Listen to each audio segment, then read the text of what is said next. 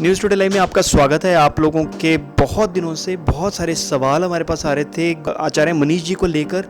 गुरुजी से आपने बहुत क्वेश्चन हमारे पिछले बहुत सारे वीडियोस में पूछे हैं। आज हम उनके पास पहुंचे हैं और उनसे लेंगे आज आपके हर क्वेश्चन का आंसर, आपकी हर बीमारी का इलाज कैसे है। 1 बाय 1 आपके सभी सवालों के जवाब मिलेंगे, लेकिन आप पूछते रहना मत छोड़िएगा। आप इनके वीडियोस से बने रहिएगा, हमारे चैनल से बने रहिएगा और जानिए कि आप कैसे अपनी बीमारियों से निजात पा सकते हैं बिल्कुल सिंपल घरेलू देसी और आयुर्वेदिक नुस्खों से।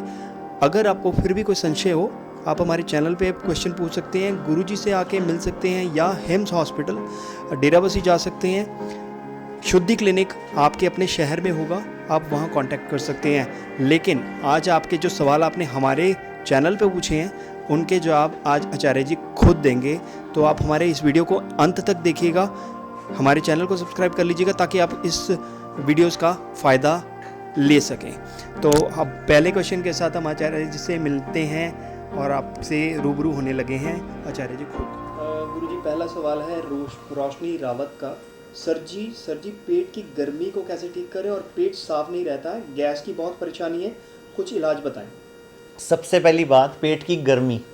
देखो, पेट जो हमारा आयुर्वेद में कोई भी बीमारी हो उसका हम बोलते हैं वात, पित्त और कफ। ये तीन ही मुख्य कारण होते हैं हर बीमारी के, वात, पित्त और कफ।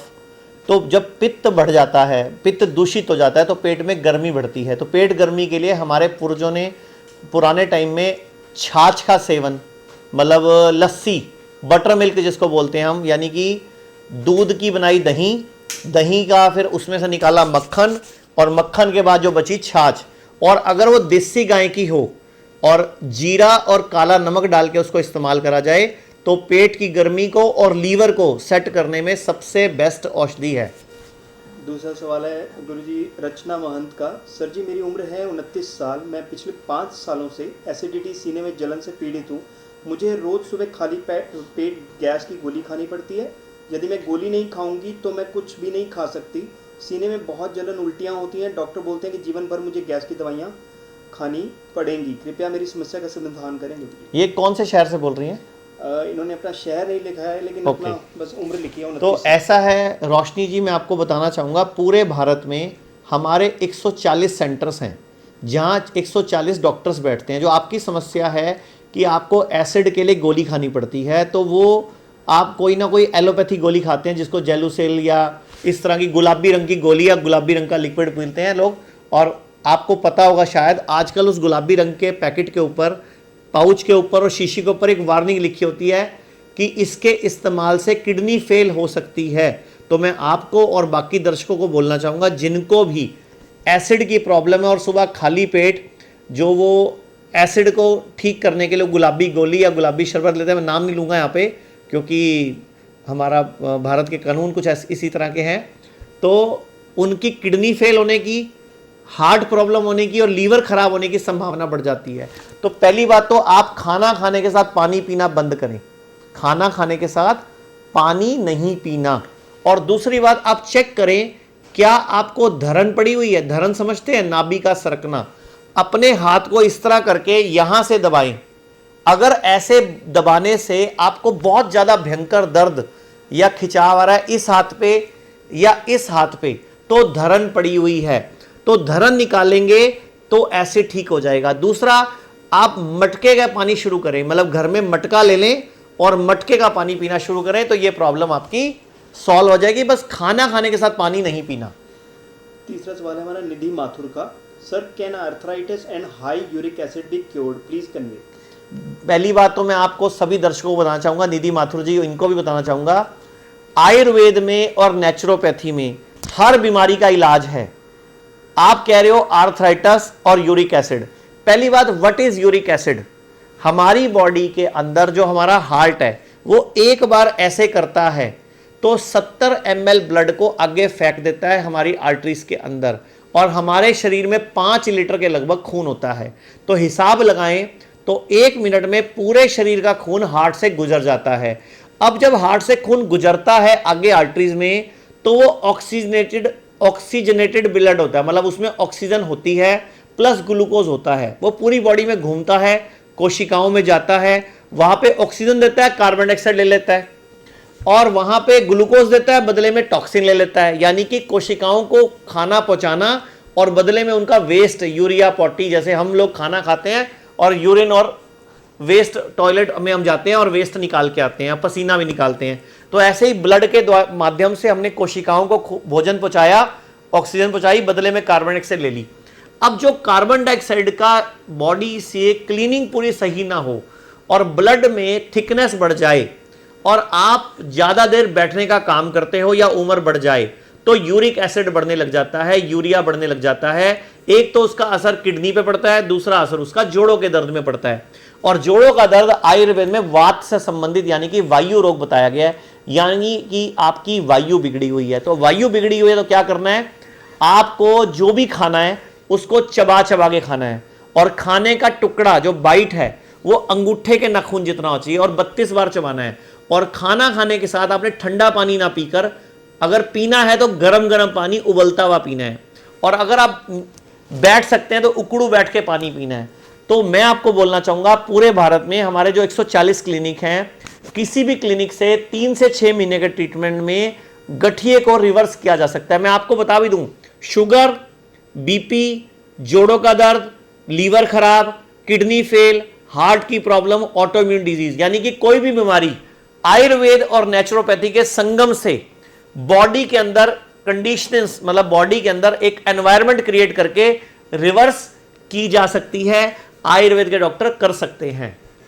सीमा यादव लिखती हैं कि क्या पफी आइज का भी कोई इलाज है आयुर्वेदा में? जी, पफी आइज का आयुर्वेद के पंचकर्मा में बड़ा अच्छा इलाज है। पंचकर्मा के अंदर एक टेक्निक होती है अक्षय तर्पण, यानी कि आंखों के ऊपर एक मटेरियल लगा के, लिटा कर एक मटेरियल लगा के उसमें ऑयल भर दिया जाता है, हर्बल ऑयल, और आपको 20 से 30 मिनट की सिटिंग लेनी होती है।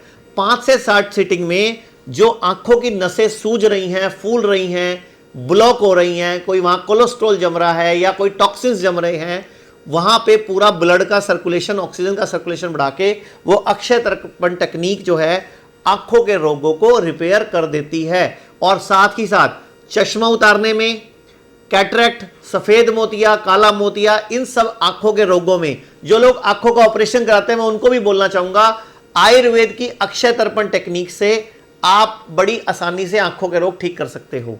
मोहम्मद बाकिर आलम बोलते हैं, सर अल्सर्स डाइट क्योर का भी एक आधा उपचार बताइए, अल्सर्स के लिए डाइट कौन सी? देखो, अल्सर एक तो होते हैं मुंह के अंदर छाले, उसको भी अल्सर बोलते हैं, और एक बड़ी आंत के अंदर अल्सर हो जाए उसको अल्सरेटिव कोलाइटिस बोलते हैं। देखो, कोई भी, चाहे मुंह में छाले हैं, चाहे पेट के बड़ी आंत में छाले हैं, दोनों का कारण एक ही है, आपके शरीर में गर्मी बढ़ गई और आपकी बॉडी ने डाइजेशन, आपकी बॉडी का पित्त बढ़ गया और आपको या तो कब्जी रहती होगी या गैस बनती होगी, तो ये बीमारी मुख्य रूप से आती है। तो अगर आप 2 से 3 दिन का उपवास कर लें, मतलब 2 से 3 दिन आप खाना छोड़ के फ्रूट्स, नारियल पानी, सैलड और स्प्राउट का सेवन करें, और 3 दिन तक आप गेहूं, चावल और दूध की बनी चीजें छोड़ दें, तो अल्सरों को ठीक करने में बड़ा ही, मुंह के तो बिल्कुल ठीक हो जाएंगे, और पेट के अल्सर को लगभग ऐसा महीना भर करना पड़ेगा, जैसे 3 दिन व्रत कर लिया, फिर 2-3 दिन खा लिया, फिर 1 दिन व्रत कर लिया, मतलब हफ्ते में 2 उपवास करके पेट के अल्सर को भी ठीक किया जा सकता है। कुसुम छुकर लिखती हैं, सर कैल्शियम का प्रॉब्लम नहीं आएगा अगर दूध और दही बंद कर देंगे, तो आपके पिछले वीडियो में आपने बताया जैसे। तो मैं आपसे सवाल पूछता हूं, हाथी को कैल्शियम कहां से मिलता है? चलो, गैंडे को कहां से मिलता है? और सुनते हो, चलो, घोड़े को कहां से मिलता है? क्या ये दूध पीते हैं? क्या ये दही खाते हैं? इनको कैल्शियम पत्तों से मिलता है, आपको भी वहीं से मिलेगा, पत्तों से। कोई भी जानवर से प्राप्त पदार्थ आपकी बॉडी में कोलेस्ट्रॉल बढ़ाता है, यूरिया बढ़ाता है, यूरिक एसिड बढ़ाता है, आपके लीवर का सिस्टम बिगाड़ता है। अगर आपको खाना है तो सिर्फ दही का सेवन करें, वो भी अगर देसी गाय का प्योर दूध मिलता हो, गारंटेड, ये गारंटी मिले देसी गाय का प्योर दूध है, तो आप दूध का सेवन करें। मैं आपसे एक सवाल पूछता हूं, गाय हमारी माता है, कहावत है ना, और भैंस पे क्या है? अकल बड़ी के भैंस, गई भैंस पानी में, काला अक्षर भैंस बराबर, जिसकी लाठी उसकी भैंस, भैंस के आगे बीन में जाना, सारी की सारी नेगेटिव कहावतें भैंस पर हैं, गाय पर नहीं। और गाय भी सिर्फ देसी गाय जिसकी पीठ पर कुबड़ होता है, ये जर्सी गाय, HF गाय, अमेरिकन गाय का दूध बिल्कुल नहीं पीना होता। मैं तो कहता हूं दूध कोई भी नहीं पीना होता, क्योंकि दूध पीने से उसको जो ऑटो इम्यून डिजीज जितने भी हैं वो सारे सिर्फ और सिर्फ जानवरों से प्राप्त पदार्थ यानी कि दूध, मांस, इन्हीं से उत्पन्न होते हैं। तो आप कृपया करके अगर प्रोटीन, कैल्शियम, कार्बोहाइड्रेट कुछ भी चाहिए तो पत्तों से मिलेगा जैसे जानवरों को मिलता है। सर कुमार लिखते हैं यूपी से, गुड मॉर्निंग सर। सर मेरे पेट में बनती है, पता नहीं क्या लिखा है, और लिखा है कि प्रेशर नहीं बनता है, 4 साल से प्रॉब्लम है। देखिए, आप सूरज डूबने के बाद खाना खाना बंद कर दीजिए और सुबह उठ के उकड़ू बैठ के, उकड़ू मतलब इंडियन टॉयलेट का पुराना स्टाइल जो आप सबको याद होगा, इंडियन टॉयलेट का स्टाइल, उस तरीके बैठ के 1 कप गरम गरम पानी पीजिए, या सौंफ, तुलसी, लौंग, इलायची इन चारों को उबाल के इसका पानी एक एक घूंट करके, या हर्बल टी वो पीजिए उकड़ू बैठ के, 5 मिनट में खत्म कीजिए।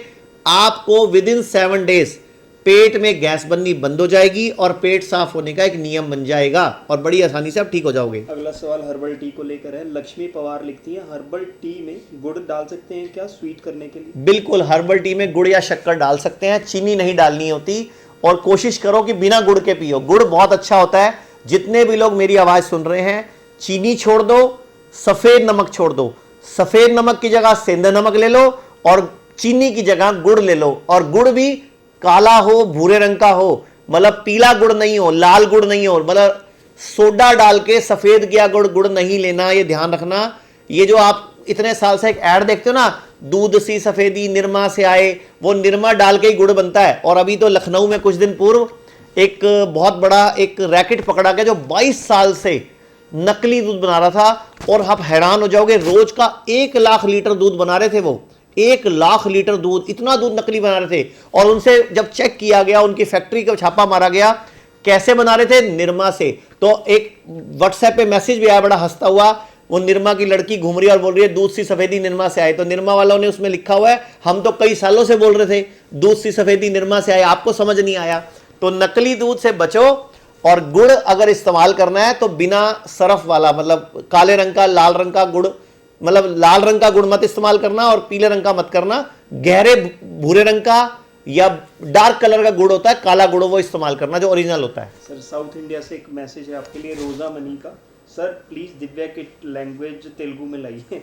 बिल्कुल, जल्दी ही हम दिव्या किट या हमारी डॉक्टर शुद्धि पैकेज को तेलुगु, तमिल, बंगाल, मलयालम, उड़िया सब में शुरू करने जा रहे हैं, और बहुत लोगों को लाभ होगा इसका। तो जो आपके वीडियोस होते हैं वो ये चाह रही हैं कि उनको भी आप किसी और लैंग्वेज में ट्रांसलेट करवाइए ताकि उनको ये फायदा मिल सके। जी बिल्कुल, अभी हम बहुत जल्दी ही ये सब करवा देंगे आपको। एक मनदीप सिंह के पंजाब से सवाल है, स्पर्म काउंट 16% हो अगर स्ट्रेस एक वजह रही हो तो? देखो, स्पर्म काउंट अगर कम हो तो आयुर्वेद के अंदर आर्तव शोधन, आयुर्वेद के अंदर पंचकर्मा में एक तकनीक है स्नेहन और स्वेदन। पंचकर्मा, मैं आपको अभी एक स्पर्म काउंट के ऊपर एक बात बता देता हूँ। स्पर्म काउंट कम होना, या हमारी सेक्स करने की शक्ति कम होना, या इरेक्शन कम होना, या अर्ली डिस्चार्ज हो जाना, या बच्चा ना होना, या महिला और पुरुष में सही संबंध स्थापित ना होना, या महिलाओं में अनिच्छा होना, कोई भी रोग हो, आयुर्वेद में पंचकर्मा के माध्यम से शरीर का अंदर एब्डोमेन का स्नेहन स्वेदन करके शुद्धि किया जाता है। और आयुर्वेद में एक टेक्निक है गर्भ संस्कार, यानी कि आप अपनी मर्जी से अपने मतलब का जैसा बच्चा चाहो उस संस्कारों वाला बच्चा तक पैदा कर सकते हो। दिन और तारीख भी फाइनल होगी, सब कुछ पहले से ही प्लानिंग होगी। बच्चा भी बहुत, आज भी इस युग में आप राम पैदा कर सकते हो, मेरी बात ध्यान से सुन लो, बट आपको प्लानिंग से चलना पड़ेगा। मतलब जब आपको बच्चा पैदा करना है, जब आपको जिस दिन आपको पहले दिन डेट मतलब मिलन करना है, उससे 3 महीने पहले पूरी तैयारी होगी, और 9 महीने पूरी कुछ हर्बल जड़ी बूटियों की बनी कुछ हर्ब्स हम देंगे जो उस मेंटेन भी करें। कई महिलाओं के ना गर्भ भी बड़ी जल्दी जल्दी गिर जाता है, अबॉर्शन हो जाते हैं, या उनका बच्चा डिफॉर्मिटी वाला पैदा होता है। मैं सबको बोलना चाहूंगा, अगर आप सब चाहते हो हमारा बच्चा स्वस्थ पैदा हो, बिना मस्कुलर डिस्ट्रॉफी, बिना ऑटोइम्यून डिजीज के पैदा हो, तो सब लोग प्लानिंग से बच्चा पैदा करो, और उसके लिए गर्भ संस्कार करके आयुर्वेद में पूरी टेक्निक है, उसको इस्तेमाल करो और उसके हिसाब से चलो। प्रतीक गुप्ता ने इसी से रिलेटेड एक सवाल पहले पूछा था, मैं वो आपसे अभी पूछ रहा हूँ। उन्होंने पूछा था कि गैस की दवाई अगर ज़्यादा दिन खाएं तो एलोपैथी में ये है कि सेक्सुअल कुछ प्रॉब्लम्स होती हैं, ये उन्हें कहा था किसी डॉक्टर ने। तो क्या बात ये सच है? और आयुर्वेदिक में गैस की क्या मतलब वो खा सकते हैं? बिल्कुल सच है जी। अगर कोई भी दवाई, गैस की दवाई, एसिड की दवाई, बीपी की गोली, शुगर की गोली, थायराइड की गोली, कोई भी गोली एलोपैथी में अगर आप लंबे समय तक खाते हो, उसके साइड इफेक्ट आपके सारे शरीर पर आते हैं। तो सारे शरीर में जेनाइटल ऑर्गन्स भी इंक्लूड हैं। जब लीवर पे आ रहे हैं, किडनी पे आ रहे हैं, तो आपकी सेक्स क्षमता पे भी आएंगे ही आएंगे। तो ये तो आप भूल जाओ कि एलोपैथी की तो हर गोली के साइड इफेक्ट है। मैं तो आपके चैनल के माध्यम से पूरे देश को बोलना चाहूंगा, जब भी डॉक्टर के पास जाओ, उससे एक सवाल पूछो, डॉक्टर साहब मुझे बीमारी की दवाई दे रहे हो या बीमारी होने की जड़ की दवाई दे रहे हो? मतलब बीपी की गोली खा रहे हो, चाहे शुगर की खा रहे हो, चाहे थायराइड की खा रहे हो, चाहे गैस तेजाब की खा रहे हो, चाहे सिरदर्द की खा रहे हो, साफ साफ सवाल पूछो कि बीमारी की दवाई है या बीमारी को दबाने की दवाई है या बीमारी को भगाने की दवाई है। आप उसी टाइम समझ जाओगे कि किस पैथी में आपको इलाज कराना है। और इलाज मिलेगा आयुर्वेद, क्योंकि आयुर्वेद बीमारी को भी पकड़ता है, बीमारी हुई क्यों को भी पकड़ता है, और भविष्य में इस बीमारी की वजह से बड़ी बीमारी ना आए उसको भी पकड़ता है। यानी कि पास्ट, प्रेजेंट और फ्यूचर, 3 टेंस सुने ना आपने, तो आयुर्वेद तीनों टेंस पर एक साथ काम करता है। बीमारी हुई उस पर, बीमारी की वजह से बड़ी बीमारी ना आए, और बीमारी अभी जो चल रही है उसके सिम्टम पर भी काम करता है। 1 घंटे पहले एक सवाल आया हमारे पास कि जी ने लिखा है, सर आपको कोटि कोटि प्रणाम जी। सर मेरे बेली में पीरियड वाला दर्द हर रोज रहता है। तो आपको या तो पीसीओडी होगी या ओवरी में सिस्ट होगा। तो एक बार आप हमारे आसपास कोई भी जो क्लिनिक है वहाँ का नंबर लेकर डॉक्टर से, महिला डॉक्टर से चेकअप करा लें प्रॉपरली, क्योंकि या तो पीसीओडी या सिस्ट या स्टोन, कोई ना कोई तकलीफ तो है, या सूजन है या हर्निया है, जो भी कारण है एक बार एक अल्ट्रासाउंड करा लें और हमारे एक आयुर्वेदिक डॉक्टर से मिल लें। वो नाड़ी देख के, जीभ देख के, आंखें देख के और आपकी धरन, नाभि चेक करेंगे, जिससे आपको सच में पता चलेगा कि मुझे क्यों मेरे नाभि के नीचे पेट में लगातार दर्द होता है।